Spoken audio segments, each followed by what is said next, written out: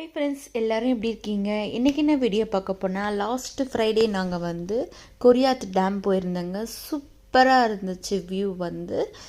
இந்த வியூவை பார்த்து என்ஜாய் பண்ணுங்கள். கொரியாத் டேம் வந்து எங்கே இருக்குன்னு பார்த்தீங்கன்னா, சூருக்கு முன்னாடி இருக்குது. நம்ம போனது வந்து மொபைலிலேருந்து போனோம், மொபைலிருந்து.